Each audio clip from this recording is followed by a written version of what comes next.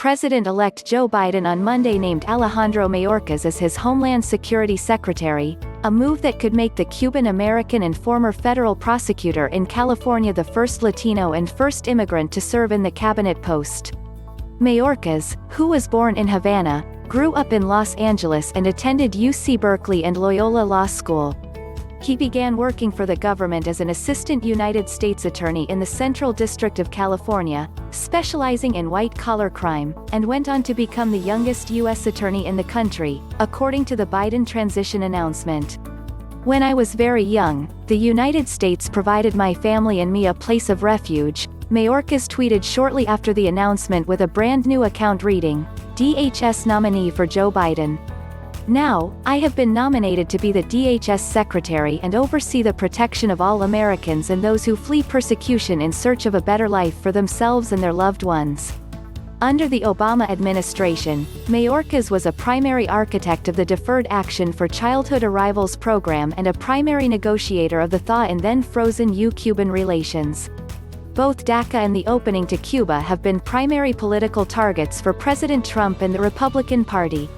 Biden adds Mayorkas to his growing list of picks for national security and foreign policy-focused cabinet posts, even as an increasing number of experts from Trump's own party call for him to begin the transition. They argue that Trump's attempts to undermine an election he clearly lost are threatening U.S. national security. "We have no time to lose when it comes to our national security and foreign policy," former Vice President Biden said in a statement Monday. "I need a team ready on day one to help me reclaim America's seat at the head of the table, rally the world to meet the biggest challenges we face, and advance our security, prosperity, and values. This is the crux of that team."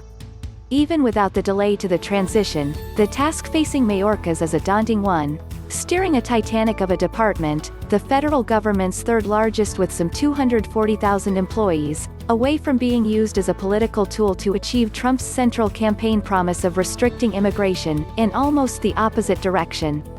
Biden has promised to reverse many of Trump's immigration policies, enacted by an unprecedentedly politicized Homeland Security department racked by record vacancies and turnover, from an assault on asylum to slashes to family and business-based immigration and restoring DACA.